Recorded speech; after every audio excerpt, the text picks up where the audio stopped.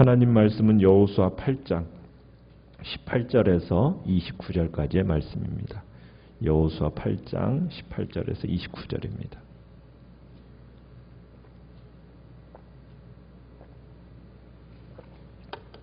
여호수아 8장 18절 먼저 읽겠습니다. 여호와께서 여호수아에게 이르시되 내 손에 잡은 단창을 들어 아이를 가리키라. 내가 이 성읍을 내 손에 넘겨주리라. 여호수아가 그의 손에 잡은 단창을 들어 그 성읍을 가리키니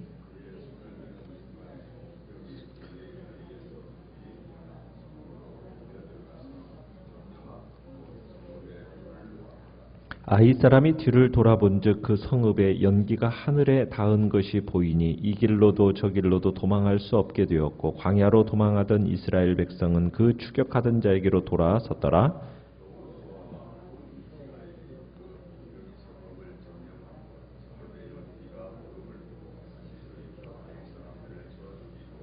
복병도 성읍에서 나와 그들을 치매 그들이 이스라엘 중간에 든지라. 어떤 사람들은 이쪽에서 어떤 사람들은 저쪽에서 쳐 죽여서 한 사람도 남거나 도망하지 못하게 하였고 이스라엘이 자기들을 광야로 추격하던 모든 아이 주민을 들에서 죽이되 그들을 다 칼날에 엎드러지게 하여 진멸하기를 마치고 온 이스라엘이 아이로 돌아와서 칼날로 죽이매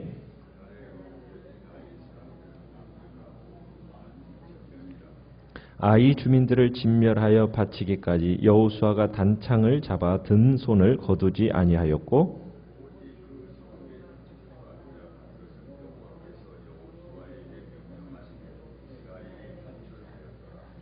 이에 여호수아가 아이를 불살라 그것으로 영원한 무더기를 만들었더니 오늘까지 황폐하였으며 그가 또 아이 왕을 저녁 때까지 나무에 달았다가 해질 때에 명령하여 그의 시체를 나무에서 내려 그 성문 어귀에 던지고 그 위에 돌로 큰 무더기를 쌓았더니 그것이 오늘까지 있더라.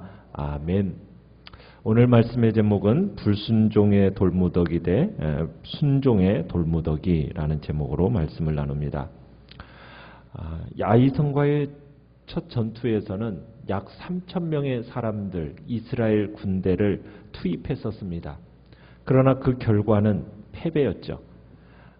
그러더니 이제 2차 전투에서는 하나님께서 아이성 전투에 여호수아에게 약 60만 명이라는 추정되는 군사를 다 거느리고 또 매복 전술까지 구사하면서 아이성 전투에 임하도록 하십니다. 전쟁은 하나님께서 지시하신 대로 진행이 됩니다.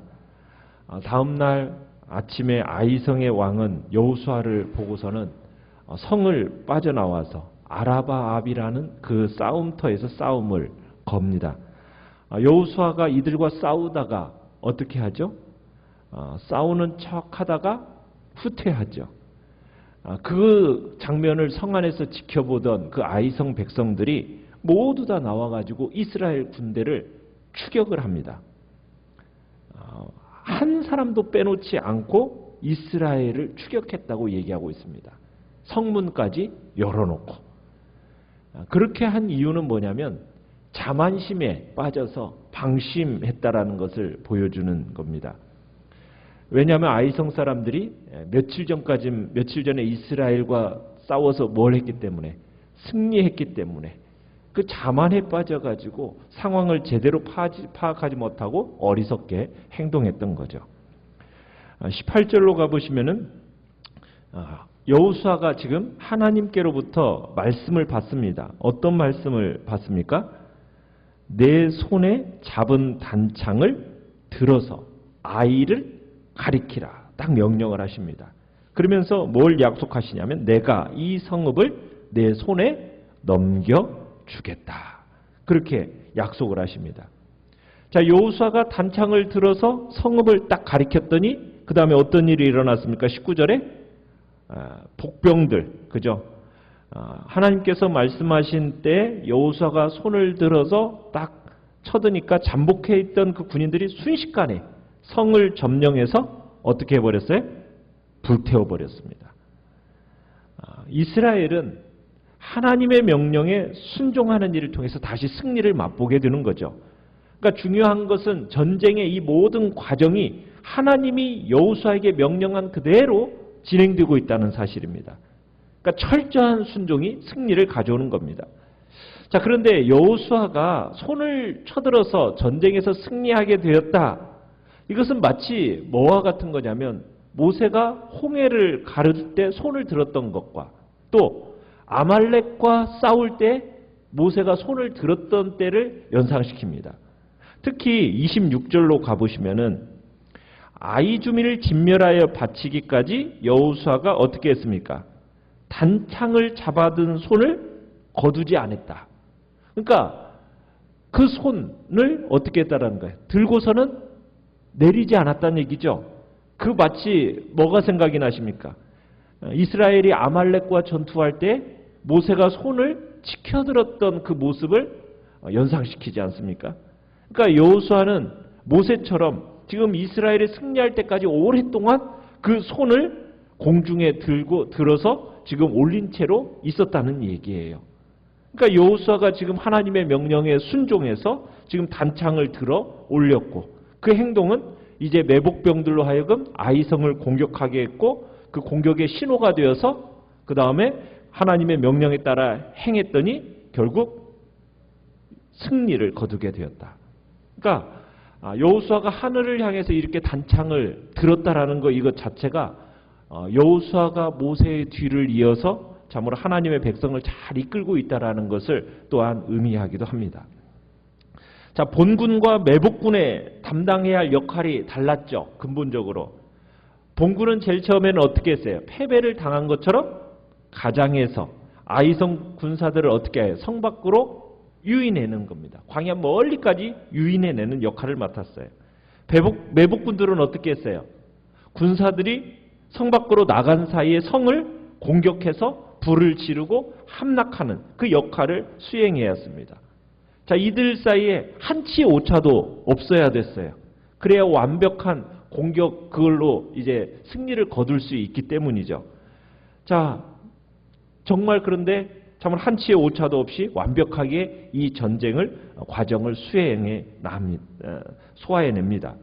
그러니까 복병을 예상했지 못했던 이 아이성 군대가 여호수아를 추격하느라고 성 안을 무방비 상대로 남겨놓고서는 그렇게 나가버린 거예요. 결국에 이제 복병들이 쉽게 아이성을 점령하게 되죠. 자, 복병이 아이성을 점령하니까 여호수아가 돌이켜서 반격하고 복병도 성에서 나와서 아이 사람들을 이제 공격을 합니다.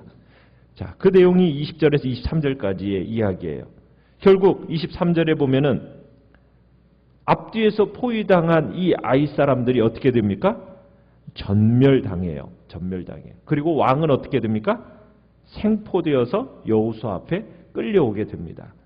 자, 그날에 전멸한 아이성 사람들의 숫자가 몇 명이었다고 얘기하고 있습니까? 25절에 보니까 12,000명이었다 이렇게 얘기하고 있습니다. 그러니까 여호수아서에 기록된 이 전투에 이 죽은 사람의 숫자가 기록된 것은 이 아이성 전투가 유일합니다. 이곳만 숫자가 적혀 있어요. 이것은 경건하지 못한 자세로 여호와의 그 거룩한 전쟁에 임했다가 이스라엘에게 패배를 안겨줬던 이 아이성 이야기가 이 세부 사항까지 이렇게 보존하면서 주의 백성들에게 뭘 주기 위해서 영원한 교훈을 주기 위해서 지금 숫자를 이렇게 또 정확하게 기록해 놓고 있는 겁니다. 자, 27절로 가보면 전리품은 이제 어떻게 했어요?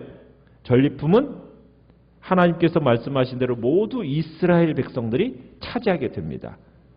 참 아간의 사건으로 혼인한 이스라엘이 다시 이제 하나님의 말씀에 철저하게 순종하는 모습을 우리가 보게 됩니다.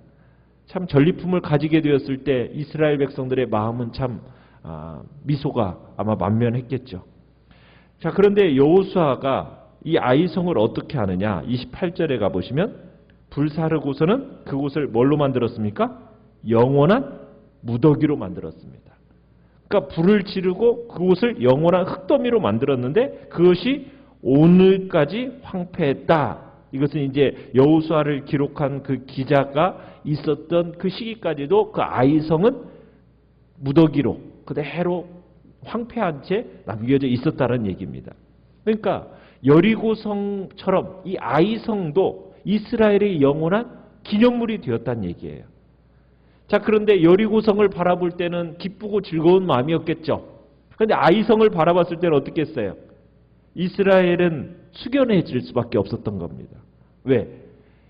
공동체 구성원 하나가 범죄한 그 결과가 온 공동체에게 얼마나 큰 피해를 줄 수 있는가, 입힐 수 있는가, 이것을 보여주는 아이성 전투였기 때문에 아마 그 장면에 대해서 깊이 생각을 했을 겁니다.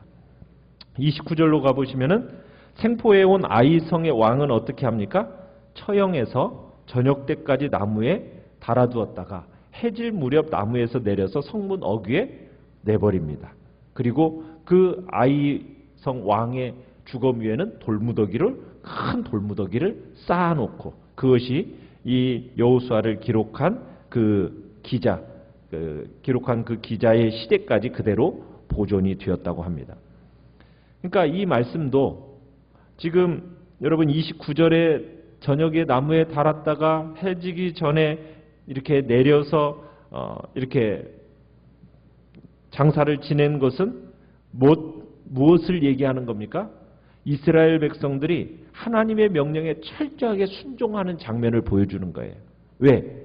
신명기 21장 22절에서 23절에 보면은 나무 위에 처형당한 자의 시신을 밤새도록 두지 말라고 얘기했어요. 그죠?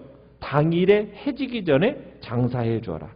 그래야 하나님의 땅이 더럽혀지지 않는다라는 그 말씀을 따라 이스라엘 백성들이 순종한 겁니다. 그래서 이스라엘은 이 아간 사건을 통해서 철저하게 역사적이고 신앙적인 교훈을 배운 거예요. 그리고서는 더 이상 하나님의 말씀에 철저하게 순종해서 정말 이 땅을 거룩하신 하나님의 땅을 오염시키는 일이 없도록 해야겠다. 이런 이제 그런 마음의 결심이 우리가 이 장면에서 보게 되는 겁니다. 참 우리가 근데 여기서 이제 보는 것도 그거예요. 참 어떻게 보면은 12,000명밖에 안 되는 작은 아이성이잖아요. 그런데 그 아이성을 함락시키는데 몇 명이 지금 함락시키는 거예요? 60만 명이. 그죠? 거기다가 그냥 매복까지 해서 그 매복한 군사도 몇 명입니까? 3만 명에다가 또 5,000명 추가해서 3만 5천 명이었어요. 아니 이렇게 작은 성을 함락시키는데 이렇게까지 많은 군사를 동원하며 그렇게 많은 에너지를 쏟아야 할 필요가 있었을까? 그런데 여리고성과 아이성의 그 승리와 실패를 토대로 해서 어쨌든 하나님의 명령에 겸손하게 철저하게 순종하는 법을 절실히 깨닫기를 원하셨기 때문에 하나님은 이렇게 전쟁하도록 하셨던 겁니다. 참 아간의 이야기 또 이 아이성의 정복 사건을 통해서 우리의 끊임없이 강조하는 교훈 무엇입니까? 죄라는 것은 멸망에 이르게 하지만 순종이라는 것은 성공에 이르게 한다는 거예요. 1차 전쟁에서 패배했을 때 불순종한 아간의 그 시체 위에 심판의 돌무더기가 이렇게 쌓여졌어요. 그죠? 그렇다면 2차 전쟁에서 승리한 때 아이성을 황폐화시켜서 거기를 무더기로 만들고 그리고 아이성 왕도 그 주검 위에도 돌무더기를 통해서 승리의 돌무더기를 쌓아놓은 것과 대조가 돼요. 아간의 돌무더기와 아이성의 무더기. 결국 이스라엘 백성에게 아간의 돌무더기, 아이성의 돌무더기는 무엇을 가르쳐주는 기념물이 되었겠습니까? 불순종으로 인한 하나님의 심판과 순종으로 인한 하나님의 승리. 이것을 후대에 전해주는 기념물이 되었던 겁니다. 이 원리는 우리 영적 전투에서도 그대로 다 적용이 되는 거예요. 만약 우리가 불순종하는 아간같이 저주의 돌무더기가 쌓이고 또 말씀에 순종해서 담대하게 주님을 의지하고 싸우며 나아가면 우리는 아이성의 그 무더기와 같은 승리의 무더기가 우리에게 기념비가 될 거예요.